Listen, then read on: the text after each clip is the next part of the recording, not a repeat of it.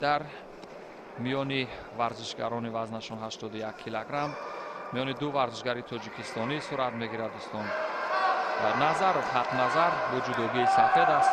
او در مقابل حریفش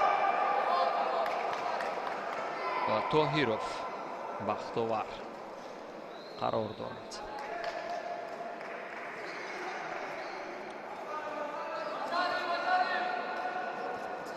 یک سرعتی فوق‌العاده اجرا کردن فنون رو در همه لحظه اول طاهیروف نشان داد، ولی در عین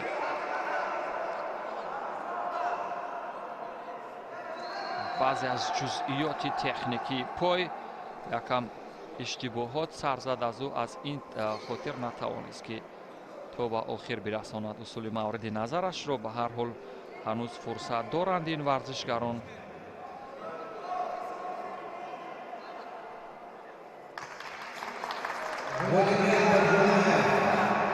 بار دیگر نیز تشبوس را نخستین شده به دست میگیرد ورزشگر با جدوگی کبود طاهیروف و توانست که عملکرد خوب نشان بدهد.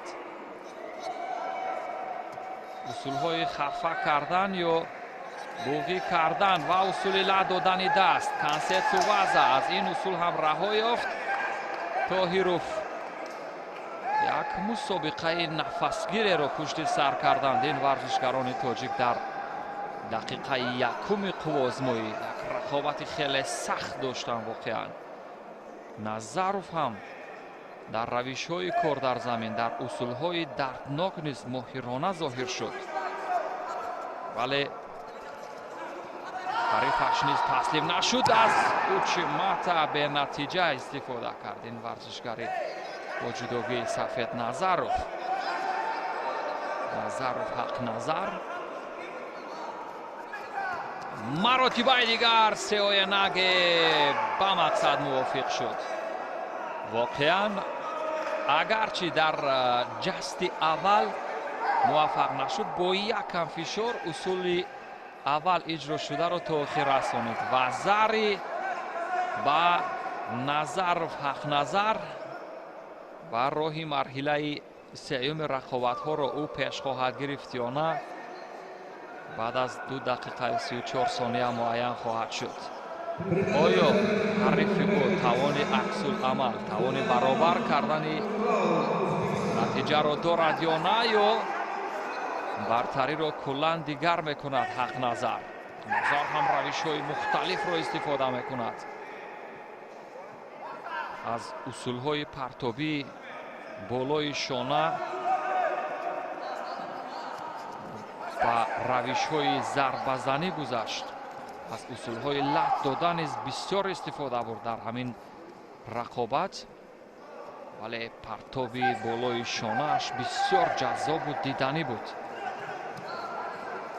موقعیت دارد او که به سمت چپ کار میکند، حریفی که به سمت راست دارد یکم با او مشکل ایجاد میکند چون که سرعت بلندتر دارد و در عین رقابت تاکتیکش رو دیگر میکند در مقابل حریفش. این نیز واقعا ارزنده ستایش است.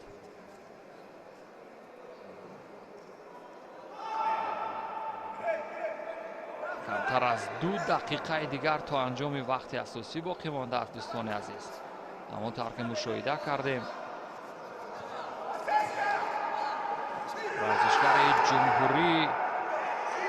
ورزشکاران جمهوری تاجیکستان بسیار هنر و استعداد خوب نشان داده در وزن تا 81 کیلوگرم و اگر همین گونه یعنی فنون گشتن جودو را تا لحظه های آخر به کار برند، امیدوار هستیم که در این روزی رقابت ها یعنی مدال طلا به ورزشکاران تاجیک نصیب می‌گردد.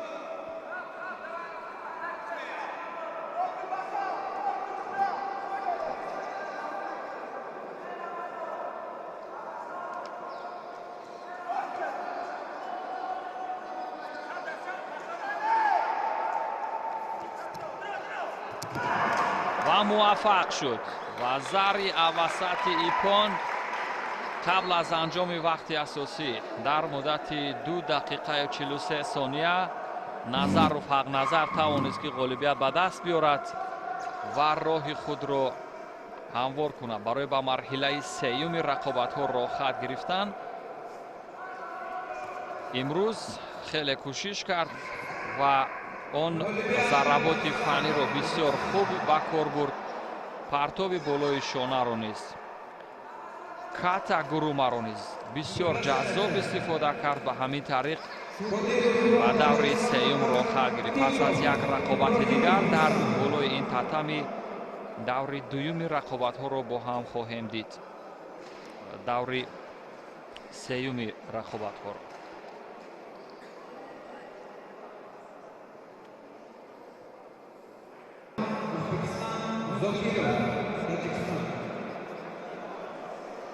رقابت بعدی دور سیوم این هم رقابت آخر است و پس از این به دور چهار یکنهایی خواهیم گذشت. دوستان عزیز فعلا نظروف حق نظر با جداگی سفید ورزشگر تاجیکستان در مقابل حریفش از ازبکستان آرتیقوف ابراهیم رقابت دارد.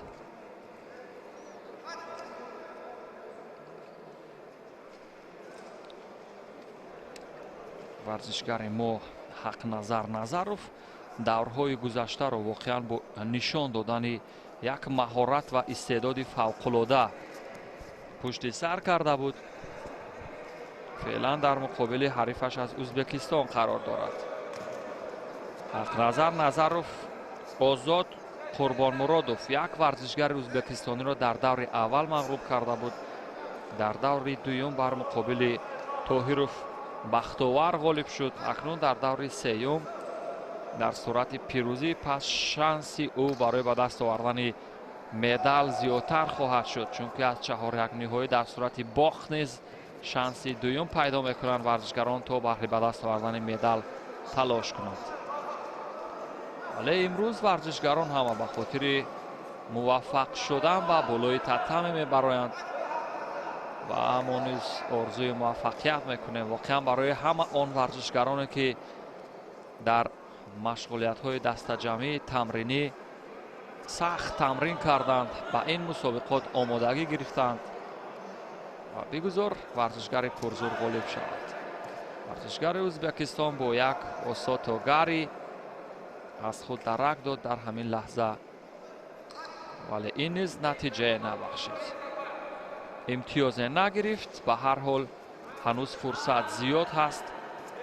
ورزشگر موفق و از لحاظ فنی توسعه یافته میتواند از اوچیماتا اوچیگاری استفاده کند.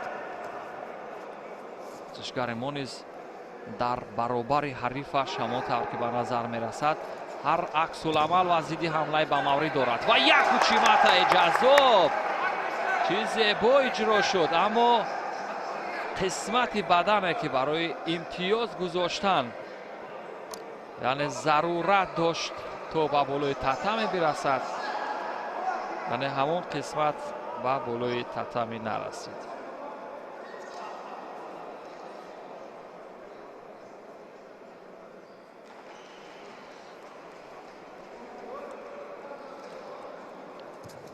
بار دیگر نیز ورزشگر ما که به سمت چپ کار میکند بسیار موافق و مساعد است اجرا کردن همون اصول مورد نظرش در مقابل ورزشگری که به سمت راست کار میکند. سرعت بلندتر جفت آستین حریف داشت و بعداً اوچیماتا بار دیگر نیز در عمل تطبیق نشد. در این لحظه ها ورزشگر ما موفق بود. احسن و آفرین به هنر ورزشگر تاجیک با اجرا شدن فنون جدا. بخش تکنیکی این روش های پرتابی رو بسیار خوب اجرا میکرد نظروف و این باعث به آن میگردد که او اکتیو یا فعال باشد. داور مرکز در مورد کمکاری ورزشگر ازبکستان قضاوت کردنش نیز گمان میکنم عین مدعا بود، چون که حدود 3 دقیقه سپری می شود که فقط ورزشگر ازبکستان در حالت دفاع است. این ورزشگری ما است که اصول اجرا میکنند و ضد حمله و وزاری در لحظه های پایانی وقتی اساسی و بار دیگر نیز کوشش میکند. این هم برای وقت کشی سبب خواهد شد. واقعا یک جوانی با استعداد و پرقوت تاجیکستانی را تماشا میکنیم. حق نظر نظروف که در مسابقه های گشتین ملی و چمپیونات تاجیکستان اوید با جودو خیلی درخشندگی نشان میدهد. امروز نیز در مسابقه بین المللی جام پرزیدنت جمهوری تاجیکستان کوشش دارد، اما خوشبختانه همین عملکرد پرتابی یک حکومت جذاب هم از سوی ورزشگر ازبکستان که رقم خورد و انجام نرسید تا به آخر، وگرنه نتیجه برابر میشد و همین گونه روش یا حرکات کار در زمین، یک حرکت تاکتیکی بتواند که ورزشگر ما را بر پیروزی نوبتی نزدیک کند و او با مرحله 4 یکنی‌های راه خط بگیرد. ثانیه های پایانی وقتی اساسی بگذار راهی گریز را بجوید و با دفاع هایی که باعث گرفتن شیدو هم بگردند موفق شوند. اگرچه در لحظه های پایانی اعتماد و پیروزی داشت، ولی یک ضد حمله دیگر برای به تخت پشت افتاریدن حریف را کرد. همین طریق حق نظروف با مرحله 4 یکنی‌های راه خط گرفت. پیروزی مبارک باشد. او در مقابل سهراب تورسونوف، آن ورزشگر ازبکستانی که طی سال گذشته یعنی خیلی توسعه یافته است، رقابت خواهد کرد.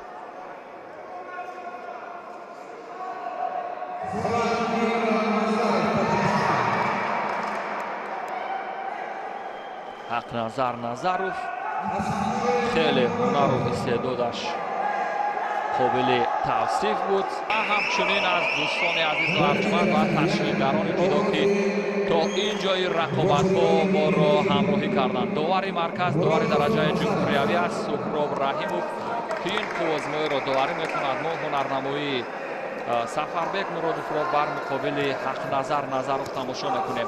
هر دو ورزشگر نیز واقعا هنر خوب نشان دادند در مرحله و دورهای گذشته رقابت ها و فعلا ببینیم یعنی طوله کدام از این ورزشگران بلندی میکند و در تناسب غالبیت از روش و اصولهای جذاب خود استفاده کرده هم برای بیننده ها حضور و حلاوت میبخشند، همچنین برای راه یافتن به فینال و تلاش کردن برای به دست آوردن هفتمین جام پرزیدنت جمهوری تاجیکستان اوید با جودو. در لحظه های اول باز همان اوچیماتا مورد نظر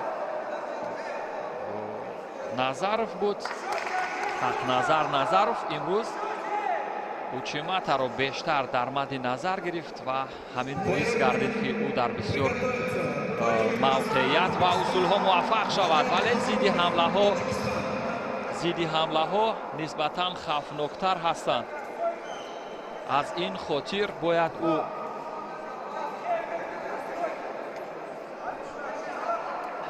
از همان اصول هایی که علیه حریفش کار میگیرد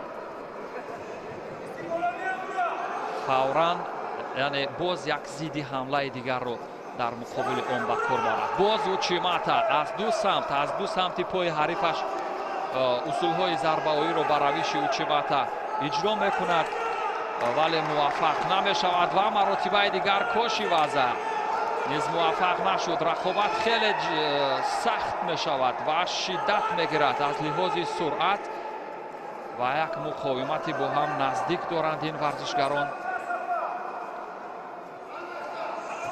ولی هنوز کسی از این ورزشگران موفق به کسب امتیاز نشده است.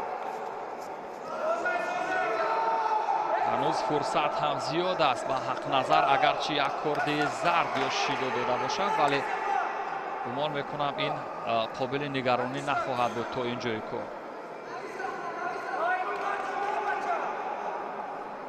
با ترتیب در آوردن و جابجاگذاری کمربند و جداگی ورزشگران یک نفس راست میکنند و رقابت رو ادامه خواهند داد.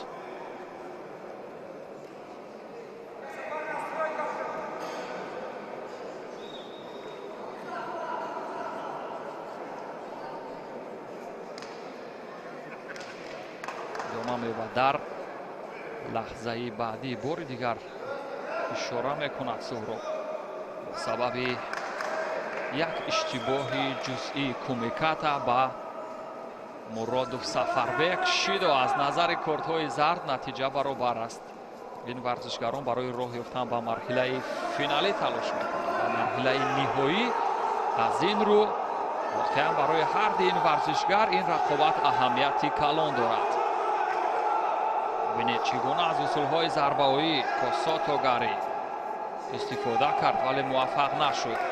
از ضربه با پای حق نظر نظرов و شیدوی دوم با حق نظر. اکنون یک خطر دیگر تهدید خواهد کرد حق نظر. او نباید دیگر اشتباه کند یا خود را کم فعال نشان بدهد، وگرنه نتیجه عمومی بر سود حریفش رقم خواهد خورد. تا این جای رقابت که زیاده از 2 دقیقه پشت سر گردیده است، همانطور که میدونیم و مشاهده کردیم در عین رقابت کسی از ورزشگران اصولهای پرتابی جذاب را اجرا نکردند که رقابتی آنها باز هم جذابتر و پرسرعت‌تر بگردد. ادامه می‌یابد رقابت با یک بازاری کمتر. سفربek مرادوف نسبت به حق نظر برتری دارد از نظر کارت‌های زرد و یک موقعیت زیبا کاشیوازه پرتابی کمری رو بسیار خوب استفاده کرد. اگرچه به سوری گوشی بسیار نزدیکی داشت ولی اصول کمری با روش کمر موقعیت رو خوب استفاده کرد. 1 دقیقه و 26 ثانیه دیگر احسن و هنر و استعداد این ورزشگر نظر و حق نظر خیلی جالب و مجلا در عین اجرا کردن روش‌های پرتابی سمت خود را علیش کرد. دوستان ببینید انا همین است عامل‌های موفقیت ورزشگران که در 2 سمت پرتاب کردن موفق می شود. موقعیت دارد برای یک مرتبه دیگر اجرا کردن روش‌های پرتابی هم کمری هم سرشانه و تعادل را در صورت به مقصد نرسیدن یعنی اصولهای ضربه‌ای میتوانست که از دست بدهد و این باعث به آن بگردد که حریفی و موقعیت پیدا کند برای اجرا کردن اصول. 46 ثانیه دیگر تا انجام وقت اساسی در فینال. دوستان عزیز یکی از این ورزشگران را خواهیم دید و برای به فینال رسیدن نظر و حق نظر خیلی نزدیک است. ببینید چگونه از اشیاء اصول ضربه با پای استفاده میکند. در نوازه یا کار در زمین هم استعداد خوب دارد این ورزشگر. بسیار عالی، بسیار با مورد.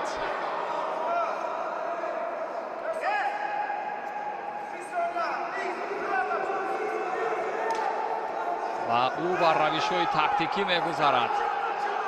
وقت کشی کردن نیز بر سود او خواهد بود.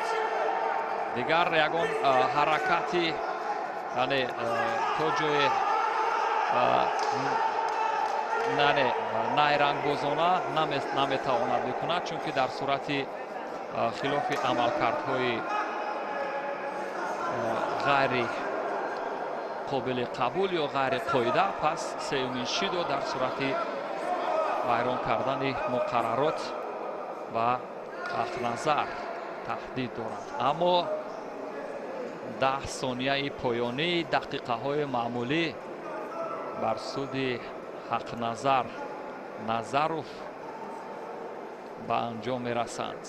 در همین ثانیه های پایانی با ترتیب در آوردن جابجا کردن کمربند و کیمانو هم از سوی داور مرکز تقاضا شد با سبب از مربع خارج شدن و مرادوف یک کارت زرد دیگر. 4-3 میتوانیم شماریم 2-1 و حق‌نظر نظروف در فینالی مسابقه بین المللی هفتمین جام پرزیدنت جمهوری تاجیکستان اوید به جودو قرار میگیرد.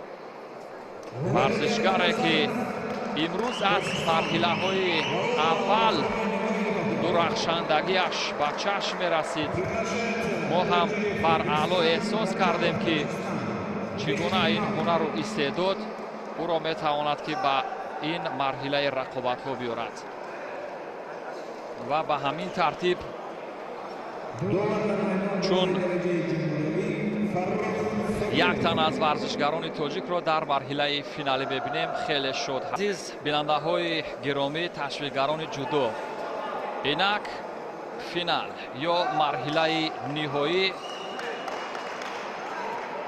ورزشگر تاجیکستانی با جودوگی سفید است. حق‌نظر نظروف ورزشگر جوان و امیدبخش تاجیک و همچنین حریف او از ازبکستان اسرار تاجیف.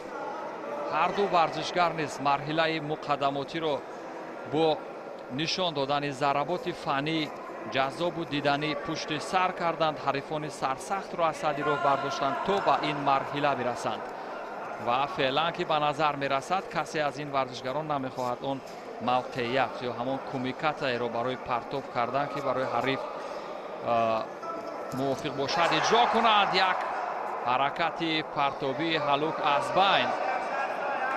حق‌نظر نظروف واقعا در روش های پرتابی با اصول اوچیماتا چی استعداد خوب نشان داد دوستان عزیز امروز و به خوبی میدانیم که او به سمت چپ کار میکند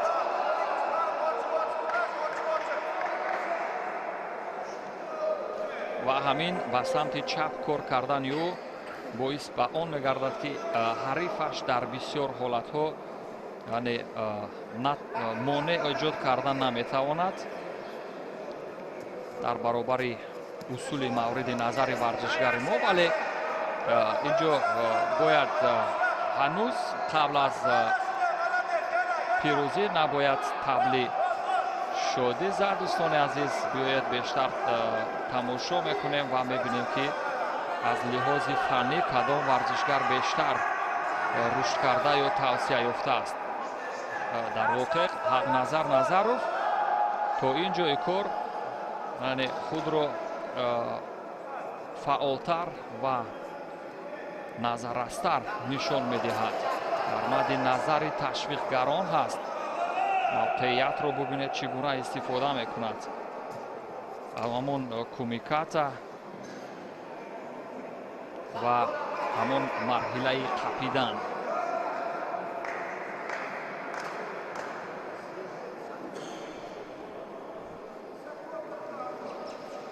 و یک لحظه تنفس به خاطر مقاومت نادرست به هر دو ورزشگر کارت زرد جزا یا شیدو دادند. این به آن خاطر که هر دو ورزشگر نمیگذاشتند که یعنی کمیکات حریف اجرا کرده شود.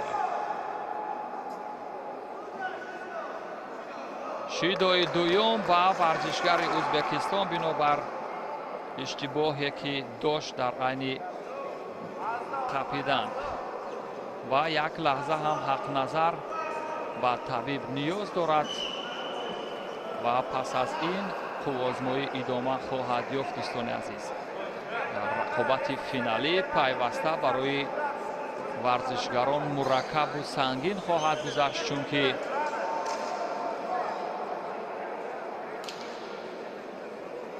هر دو ورزشگر پرقوت هستند که تا اینجا رسیدند. در همین وزن رقابت ها اینها در قوزمایی‌های مرحله مقدماتی ورزشگران قزاق و دیگر از تاجیکستان دیگر پهلوانان را از صدی راه برداشتند و تا اینجای کار رسیدند. مرحله نهایی و معین شدن ورزشگری که جام پرزیدنت جمهوری تاجیکستان را در وزن تا 81 کیلوگرم رقابت‌ها بالای سر خواهد برداشت. از نظر پیروزی‌های عمومی اگر گپ زنیم 2-1 بر سود ورزشگران ازبکستانی هست نتیجه. در دو وزن رقابت‌های 60 و تا 66 کیلوگرم مدال‌های طلا را ورزشگران ازبکستان از آن خود کردند. در وزن 73 کیلوگرم ورزشگر تاجیکستان و فعلا باز یک ورزشگر تاجیک موقعیت و شانس خوب دارد برای گرفتن مدال طلا. آن هم در مقابل حریف ازبکستانیش سخت به نظر می رسد. باز هم در مد نظرش پیوسته هلوک از بین هست و دیگر اصول ها را چندان اجرا نمی کند. ورزشگر ازبکستانی نیز به سمت راست می خواهد کار کند. خود را به بالای تتم پرتافتن ورزشگر ازبکستانی را نگران کرد چون که بخواست اصول اجرا کند و به خاطر دفاع ورزشگر ما و تتم خود را پرتاب کرد. سئوی ناگه روشی زیدی حمله را چگونه ورزشگر ما باید استفاده کند به سمت مقابل موقعیت نداشت چون که از حد زیاد خم شده بود ورزشگر ازبکستانی و همین خاطر روش پرتابی سئوی ناگه اون نیز بدون نتیجه و زیدی حمله حق نظر نیز به نتیجه انجام شد. در ادامه رقابت موقعیت دارد ورزشگر ما برای پرتاب کردن و همان سمت که مورد نظرش هست و سمت چپ هلوک از بین از اوچی مطل به نتیجه دقیقه آخر قوزمایی است. ثانیه های پایانی و یک عمل کردی جذاب قریب بود که تعادل را گم کند ورزشگر ازبکستانی و اصول مورد نظر حق نظر رقم می‌خورد ولی ورزشگر ازبکستانی پرقوت‌تر بود. در یک حرکت ضد حمله او و زری گرفت و زری میگیرد ورزشگر ازبکستانی و ازبکستانی ها برای سیومین مدال طلا در روز رقابت‌های سیوم نزدیک میشوند. اما 27 ثانیه این فرصت خیلی زیاد است برای برابر کردن حساب و بعداً پیروزی به دست آوردن. موقعیت را باید به کار برد. مسافه گرفتن خود و حریف را باید نزدیک کند و ببینید چگونه یک حرکت نیرنگانه را ورزشگر ازبکستان استفاده کرد. اگرچه هیچ نتیجه نداد ولی وقت کشی کرد و همین طریق 7 ثانیه دیگر ببینید چگونه با سرعت حق نظر و سمت حریفش شتافت ولی نتوانست که موفق شود.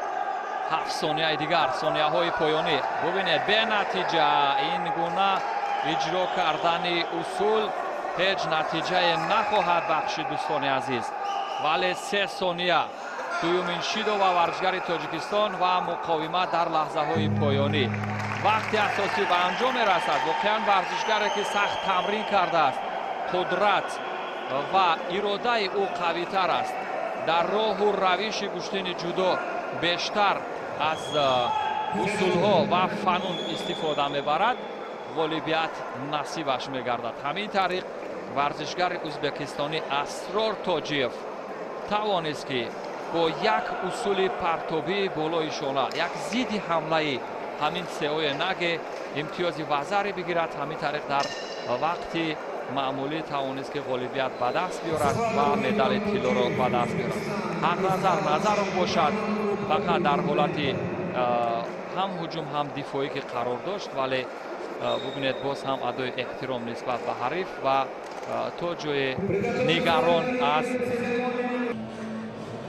دوستان عزیز اکنون قسمت فینالی دو پهلوانی که هر دو از دانشکده تربیت جسمانی برنامه جهان پهلوان سید مومن رحیموف هستند. سید مختار آرا ببینید اکنون حق نظر نظرف پهلوان ناحیه حصار در حال به هجوم میگذرد.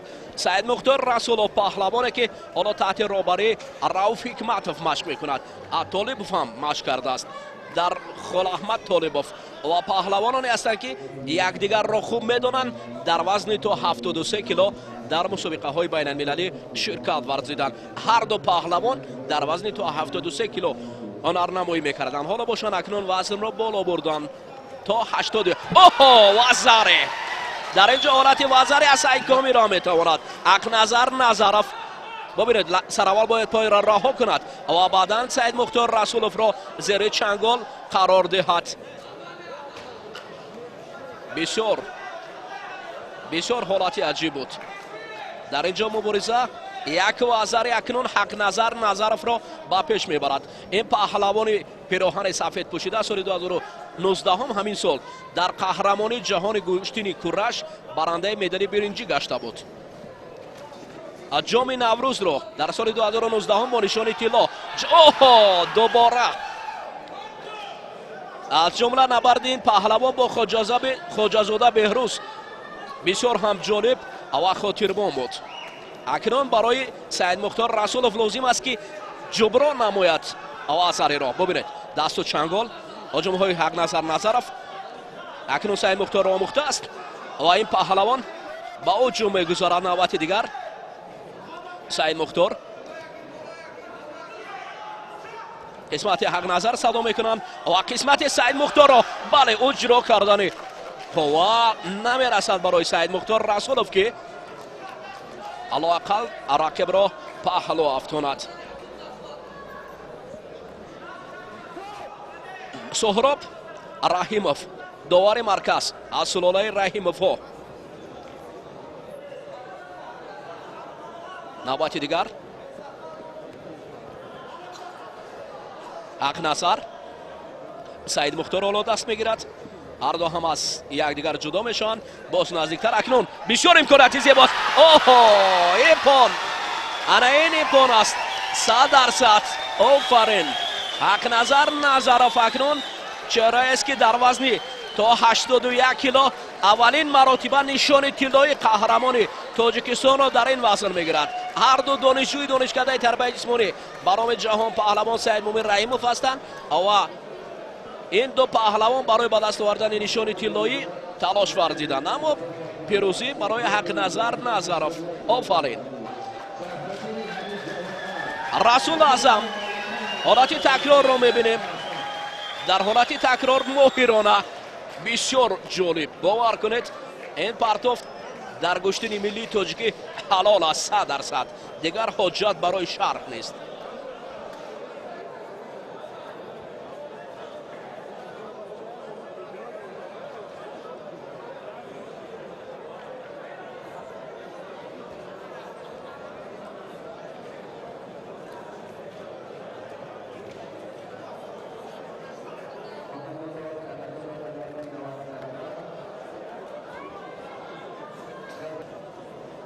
چهار نفر، دو در مقام سیوم، یکی در مقام دویم و برنده مدال طلا باشد. عنوان قهرمان تاجیکستان در نمود گشتین جدا در سال 2019 از رشته گشتین المپی جدا حق نظر نظرف. اکنون اکمل مرادوف در وزن تا 81 کیلو شاید رقیب منبعه اکمل مرادوف همه حق نظر نظرف باشد. اولو در وزن تا 81 کیلو در مسابقه های بین المللی جمهوری تاجیکستان را اکمل مرادوف معرفی بکند. یکی از پهلوانان خیلی خوب هم است.